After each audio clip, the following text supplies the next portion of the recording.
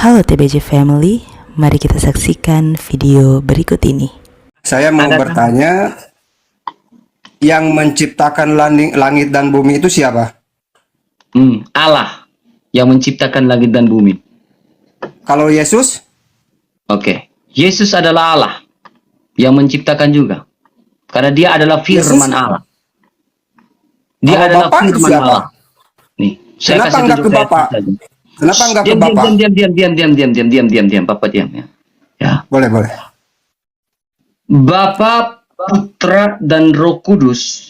Pak. Ya. Yesus ini adalah firman Allah. Oke? Bapa tanpa firman berarti Bapa ini bisu. Oke, Pak? Kita lagi bicara Bapa dan Putra. Ya. Yesus adalah firman Allah. Mengapa Yesus adalah firman Allah? Yohanes 1:14, firman itu telah menjadi manusia. Jadi Bapak ngerti dulu di sini. Bapak tanpa firman itu artinya Bapak itu bisu. Ya. Menurut Bapak, firman itu diciptakan, firmannya Allah itu diciptakan atau tidak? Gini. Enggak. Bapak fokus dulu. Biar kita. Bapak orang yang pintar kan, cerdas kan? Oke. Boleh. Bapak jawab. Biar kita seiring berjalan. Kita logika terbuka nih. Saya ingin buka pikiran Bapak nih. Ya, boleh. Bapak kalau tidak memiliki firmannya Bapak ini ciptaan bukan? Firmannya Bapak itu ciptaan. Nah, ini yang saya bilang Bapak salah.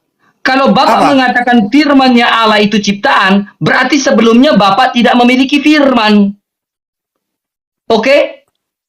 Kalau Bapak tidak memiliki firman, berarti itu adalah Bapak itu bisu. Nah, kenapa Bapak sekarang, bisu? Gini Bapak. Coba Bapak tunjukkan di dalam, Bapak kan bilang firman adalah ciptaan kan? Bapak tunjukkan di dalam Al-Quran, menyatakan kun fayakun jadilah firmanku. Kalau Bapak kan mengatakan firman adalah ciptaan.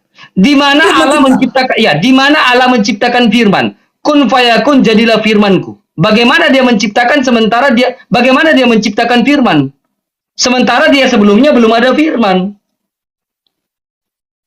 Di mana tunjukkan di dalam Al-Quran bahwa Allah mau menciptakan firman? Coba. Gini. Kalau di agama Kristen itu...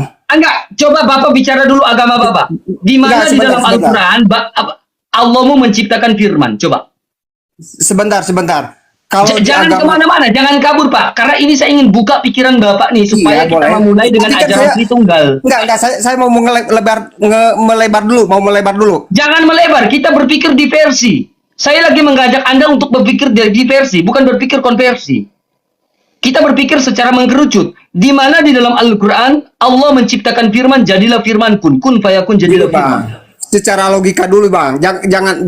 Ini gue pakai logika, dari tadi gue pakai logika nih Pak, sehingga gue mau buka pikiran Bapak nih.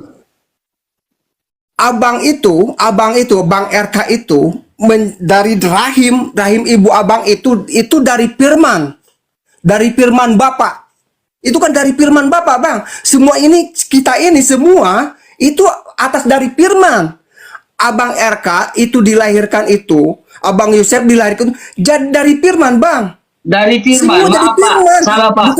Bukan Yesus. Saya dilahirkan karena darah Pak, berdasarkan hubungan biologis Pak. Ya, kalau Bapak penciptaan masih sampai sekarang, itu Allahnya Bapak. Kalau kami, Allahnya kami, penciptaan sudah selesai 6 hari Pak. Ya, kalau Bapak bilang manusia masih diciptakan sampai sekarang, itu imannya Bapak. Gini. Oke. Kenapa? Oke, sekarang Bapak jawab, Bapak jangan kenapa terus Bapak. Saya tidak bisa menuju ke pembahasan selanjutnya tentang Tritunggal Pak. Tentang siapa yang menciptakan segala sesuatu. Bapak tinggal jawab jujur. Ada nggak di dalam Al-Quran Allah menciptakan firman? Bang, sebentar. Enggak, saya mau Bapak jujur. Kejujuran Bapak saya butuh. Biar saya bisa lanjutkan. Bapak sudah besar. Bapak sudah besar kan? Bapak sudah dewasa kan? Nah, kalau Bapak sudah dewasa, saya minta kejujuran Bapak. Di mana di dalam Al-Quran Allah menciptakan firman-Nya. Kun fayakun jadilah firman. Banyak Allah satu di dalam saja, firman satu itu saja di dalam Al-Quran Allah menciptakan firman. Jadilah, maka dia jadi. Satu saja di dalam Al-Quran Allah menciptakan firman. Surah berapa, ayat berapa? Ada bang, banyak Iya, kalau banyak saya minta satu saja, Pak. Ya bang, saya ambil Quran dulu. Iya, saya minta satu saja. Saya minta satu saja ayatnya. Bapak bilang banyak, saya minta satu Bang, aja. Satu aja, Pak. sebentar. Pak, please, satu aja, please. Please, saya Pak. Kalau akan- nggak ada, bilang nggak ada, Pak. Kalau ada, ya ada. Please, Pak. Satu aja, Pak. Ada banyak bang. Gini, Ya udah, gini. kalau banyak, Santai, please, Pak. santai, Satu aja, please, santai. Pak. Satu aja, Pak. Please. Satu aja, Pak. Santai bang, santai. Kita santai aja. Ya, gua minta Kita- satu, Pak. Biar kita lanjutkan. Satu aja. Kalau ada, bilang ada. Kalau tidak, katakan tidak. Alkitab mengatakan jika ya, katakan ya. Jika tidak, katakan tidak. Lebih dari itu berasal Don't dari worry sejarah. bang, don't worry bang. Di Al-Quran itu Allah Ya, kalau ada mengatakan bahwa don't worry, tunjukkan satu aja dia ayat kalau mengatakan banyak. Dia menciptakan langit dan bumi, semua isinya itu dengan kun payakun. Jadilah, maka dia jadi bang. Jangan Perhatikan khawatir bang. baik-baik ya. Jangan Nanti khawatir. saya akan kembali lagi, Pak. Perhatikan baik-baik. Pada mulanya adalah firman. Firman itu bersama-sama dengan Allah. Firman itu adalah Allah. Ya, pada mulanya bersama-sama dengan Allah. Segala sesuatu, lihat ini. Segala sesuatu dijadikan oleh Dia. Firman. Dan tanpa Dia tidak ada sesuatu pun yang telah dijadikan. Dari segala yang dijadikan. Nah, kamu tahu Dia ini siapa, Pak? Dia ini adalah siapa, Pak? Firman yang telah menjadi manusia. Yang bersama-sama dengan Allah ini, Pak. Allah menciptakan segala sesuatu dengan firman-Nya. Dan firman-Nya ini menjadi manusia dengan tujuan kasih Allah begitu besar. Nih, firman menjadi manusia. Nah, Bapak pasti tidak akan Itu mempercayai dalam- ini.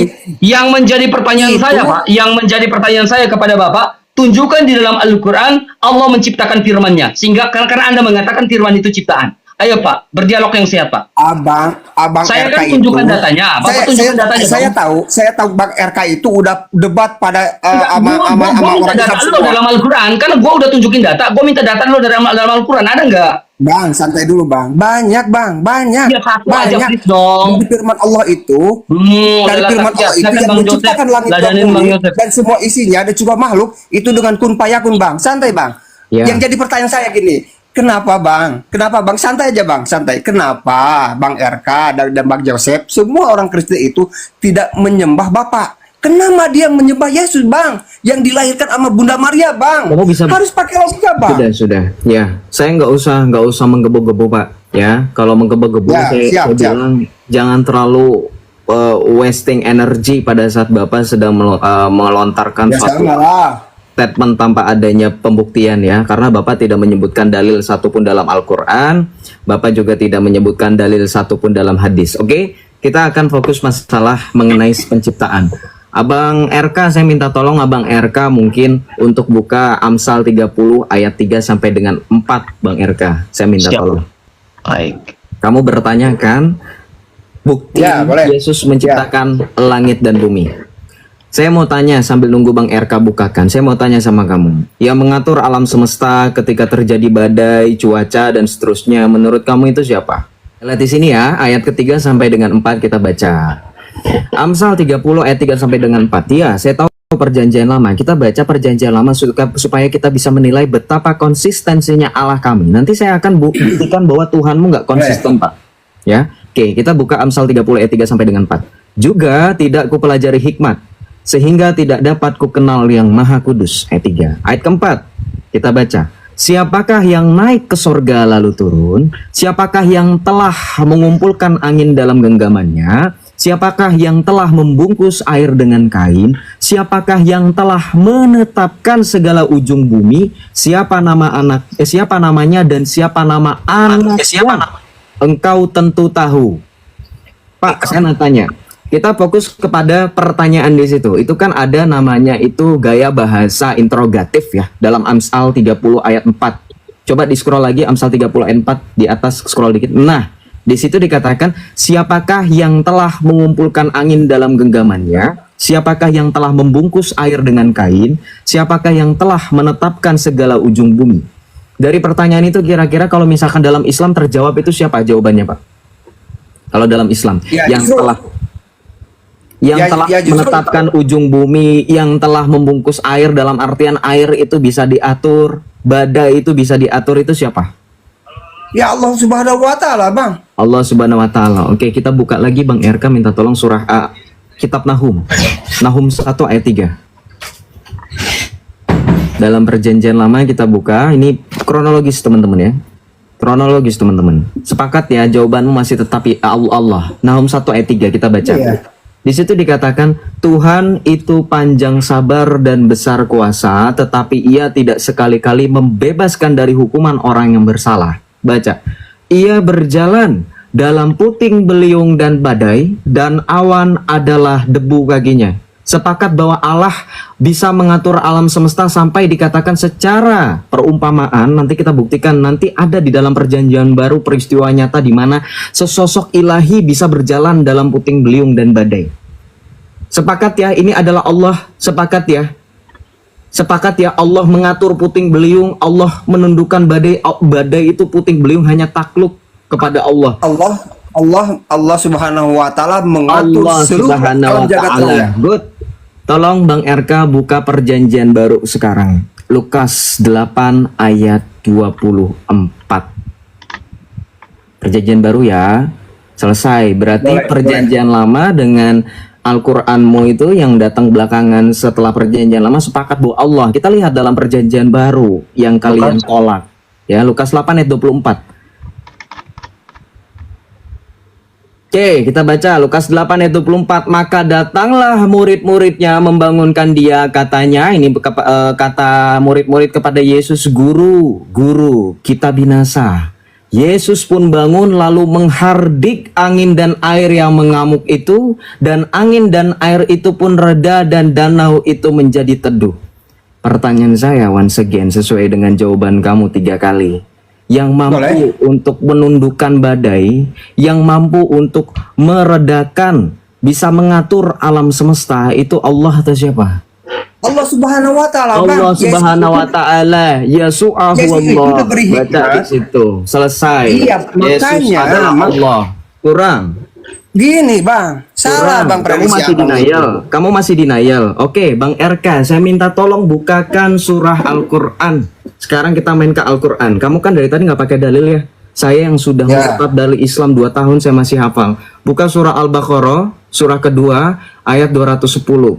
Di situ ayat pertama ayatnya berbunyi hal yang dzuruna illa ayatihumullah. Baca Arabnya dulu, Bang. Betul nggak saya sebut hal yang dzuruna tuh? Saking hafalnya saya. Hal yang dzuruna illa ayatihumullahu fi dhulalin minal ghamami wal malaikatu wa qudiyal amr wa ilallahi turja'ul umur. Ini Bang RK nampilin Al-Qur'an non bahasa Latin. Jadi kalau ada yang nuduh saya baca bahasa Latin, Anda keterlaluan. Itu full Arab kecuali terjemahannya. Di situ kita baca terjemahan langsung. Bapak tahu nggak ini berbicara apa? Kita baca. Tidak ada yang mereka tunggu-tunggu pada hari kiamat kecuali kedatangan siapa, Pak, di situ? Ketika hari kiamat yang datang siapa? Yang datang siapa? Coba diperbesar. Yang datang siapa? Malaikat. Kecuali kedatangan Malaikat. siapa? Kecuali kedatangan Malaikat. siapa? Kecuali Allah. kedatangan Allah dalam apa? Dalam apa, Pak? Dalam naungan awan bersama Coba dibaca. malaikat untuk melakukan perhitungan. Jadi hari kiamat nanti sesuai dengan dalilmu itu sahih. Ayat Al-Quran loh ya, nggak mungkin salah, nggak mungkin Iya, doif. sahih, Bang. Benar. Ya. Benar. Berarti setuju ya, Allah yang datang hari kiamat bersama malaikat untuk melakukan perhitungan. Setuju kamu? Sampai di sini setuju? Iya, iya, semua ada perhitungan, Bang. Baik, Iya, benar. berarti kita fokusnya masalah hari kiamat. Allah datang bersama malaikat, fokusnya di situ. Oke, sekarang Bang R. Ya, minta tolong lagi. boleh.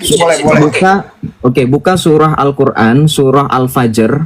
Al-Quran, Al-Fajr ayat 12, ayat 22. Al-Fajr itu surah ke-89. 89, yes. 22 ayat 23. Ayat 22 23. Kita baca Arabnya dulu, Bang, biar afdol. Wajah Ya, dulu. Rabbuka wal malaku soffan soffa. Artinya apa? Bersap-sap, malaikat bersap-sap. Ya, kamu cuma bisa malaikatnya doang. Wajah Rabbuka itu artinya dan datanglah Tuhanmu dan malaikat baris Ya, berbaris. kan saya nggak lihat, Bang. Iya, Oke. bahkan lihat ini Enggak, Bang. saya sudah hatam. Wajah Robuka itu gampang terjemahnya. Rob itu artinya Tuhan, wajah artinya datang. Coba di ayat sebelumnya Bang RK, ayat 21-nya. Kenapa bisa Tuhan orang Islam datang bersama dengan malaikat berbaris-berbaris? Sorry, itu Al-Fatihah ya? Oh enggak, sorry, bukan benar itu Al-Fajr. Oke. Kalla iza dukkatil ardu dakkang dakka. Betul ya? Jadi baca Dakka. terjemahannya. Ya. Bang, jangan sekali-kali begitu apabila bumi diguncangkan berturut-turut. Berarti di sini hari kiamat juga ya, Al-Fajr ya. Berbicara mengenai hari kiamat ya. Dua surah berbeda dalam Al-Quran menyatakan argumentasi yang hampir mirip. Berbicara mengenai hari akhir, bumi diguncangkan, bumi. Sekarang Bang RK kita ke Alkitab. Jadi sampai dengan detik ini kamu paham ya bahwa Allah yang datang pada hari kiamat, kita baca Alkitab. Matius 24 ayat 29 sampai dengan 31. 29. Ya, kita baca ayat 29 ya. Kita baca di situ kata Yesus. Segera sesudah siksaan pada masa itu, siksaan loh, Yesus juga ngomong siksaan loh, berarti ini pengadilan akhir. Beda ya, kita nggak nyebut kiamat, kita nggak kenal kiamat, hari akhir. Segera sesudah siksaan pada masa itu, matahari akan menjadi gelap, dan bulan tidak bercahaya, dan bintang-bintang akan berjatuhan dari langit, dan kuasa-kuasa langit akan goncang. Kita lihat. Pada waktu itu, kata Tuhan Yesus lanjut di ayat 30, pada waktu itu akan tampak tanda anak manusia di langit dan semua bangsa di bumi akan meratap dan mereka akan melihat anak manusia itu datang di atas awan-awan di langit dengan segala kekuasaan dan kemuliaannya. Ayat selanjutnya Bang RK. Dan ia akan menyuruh keluar malaikat-malaikatnya dengan meniup sangkakala yang dahsyat bunyinya, dan mereka akan mengumpulkan orang-orang pilihannya dari keempat penjuru bumi, dari ujung langit yang satu ke ujung langit yang lain.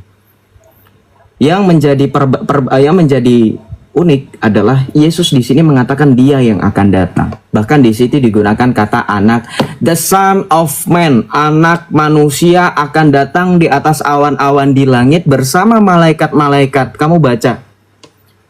Saya kalau dikatakan untuk mengakui penyempurna Al-Quran itu ya, menyempurnakan apa yang dikatakan oleh Tuhan saya. Tuhan saya merendahkan dirinya, mengatakan dia adalah anak manusia. Quranmu menyempurnakan itu dengan mengatakan dialah Allah itu sendiri. Allah itu sendiri. Jadi kesimpulannya dari perjanjian lama, perjanjian baru, bahkan kalau kita boleh kutip Al-Quran itu konsisten, Allah yang datang pada hari kiamat dan Yesus adalah Allah itu sendiri, bro. Mau bantah silakan pakai data yang lain, atau mau yang saya gantian tunjukkan. Mau saya bantuin kamu, anggap saya ini bisa jadi dua posisi. Saya bisa jadi Islam, saya bisa jadi Kristen. Mau? Boleh? Boleh tidak? Boleh tidak? Ke mana ini bro? Saya nge-lag atau ini? Dia yang nge-lag. Oh dia tiba-tiba nge-lag. Nah, pura-pura. Dah. Bukan pura-pura, Bang, emang bener nge-lag gini. Iya, saya cuma nanya, benar atau enggak? Iya, jadi kamu mau bantah pakai data juga nggak? Pakai dalil Al-Quran nggak kira-kira? Apa? Pakai dalil Enggak, Al-Quran? kalau itu udah, kalau Al-Quran itu udah firman jelas terang, Bang. Ya jelas Bahwa terang, Allah makanya Subhanahu wa menerangkan Ta'ala apa yang itu sudah sudah terang. mem- Al-Quran menerangkan apa yang sudah Enggak, terang. Al-Quran menerangkan apa yang dikatakan oleh tunggu Tuhan diri, ya. Yesus tentang kedatangannya. Maka Al-Quran menerangkan bahwa benar Yesus itu adalah Allah. Anallah la ilaha illa ana Surah apa fa'budni itu? wa Saya aqimis tanya, shalah saya li tanya. dzikri. Saya tanya surah apa itu? Innani anallah Surah la apa ilaha itu? illa ana fa'budni wa aqimis shalah li dzikri. Saya tanya sama kamu itu surah apa? Jangan asal kutip innani anallahu. Saya lupa lagi. Saya lupa. Emang benar. Saya lupa. Copot identitasmu Kenapa? sebagai Islam, kamu Kenapa? tukeran sama saya. Saya lebih hafal sama kamu ayat. Kenapa? Itu surah Boleh, Toha ayat boleh, 14. boleh. Surah Abang, Toha iya, ayat Bang. 14. Tapi, enggak dim. Pak, jangan tapi ngerotos mulu. apa yang Jangan disembah ngerotos abang mulu. itu melenceng, Bang. Jangan kejar-kejang, Pak. Jangan kejang-kejang, diam dengar. Kamu Bang nggak bawa RK. apa-apa ke sini, Pak. Iya, Bang RK tolong bukakan itu Bapak bacakan tadi. Iris kuping saya nggak seperti Nandar, cuman ngomong doang. Iris kuping sampai dengan detik ini nggak berani iris kuping. Buka surah Toha ayat 14, itu dalil yang Bapak bacakan. Saya sudah hatam itu. Ayat 14. Kita buktikan. Nah, ceder, selamat datang di kebenaran. Baca itu. Innani anallahu la ilaha illa ana fa'buduni. Ya. Lebih hatam Joseph daripada yang Islam. Saya sudah bilang saya murtad 2 tahun. Saya murtad 2 tahun, Pak. Bayangin saya 2 tahun gak nyentuh Al-Quran. Pak, jangan kejang-kejang Pak, mic-nya dihidupkan. Anda masih jadi Islam, Anda gak hafal dengan ayat kitab suci Anda sendiri. Sangat dahsyat memang Islam ini. Lihat dia ngapain ini. Lihat dia ngapain. Kamu mau ceramahin saya ya? Mau bilang katanya saya menyimpang, tersesat. Orang-orang yang menyimpang kamu mau tahu nggak? Kita fokus saja ke yang tadi, masalah hari kiamat, Bang RK, teman-teman ya. Kita fokus nih. Saya sebenarnya agak kasihan sih. Sebenarnya gini, saya agak bingung ya. Ketika di situ kan tadi kita fokus kepada 2 surah dalam ayat Al-Quran ya Bang RK. 2 surah yang berbeda dalam ayat Al-Quran. Surah Al-Baqarah dan surah Al-Fajr. Oke. Bang RK, saya minta tolong coba. Saya mau tanya sama Pak Muslim Asgar dan teman-teman Muslim lainnya. Mungkin nanti boleh bantu Pak Asgar ya. Tolong bukakan surah Al-Qalam ayat 42. Surah Al-Qalam itu tulisannya Q-A-L-A-M. Kolam ayat 42. Silakan dibuka. Surah 68 ya. Iya, betul. Surah Al-Qalam 40. Tadi kan kita kan menyaksikan sendiri bahwa yang hari kiamat yang akan datang itu Allah ya. Nah, kita lihat rupa Allah itu seperti apa. Kalau kita orang Kristen tahu bahwa ketika kedatangan Yesus kedua kali, dia akan sama seperti cara dia naik ke sorga. Betul apa tidak, teman-teman yang Kristen?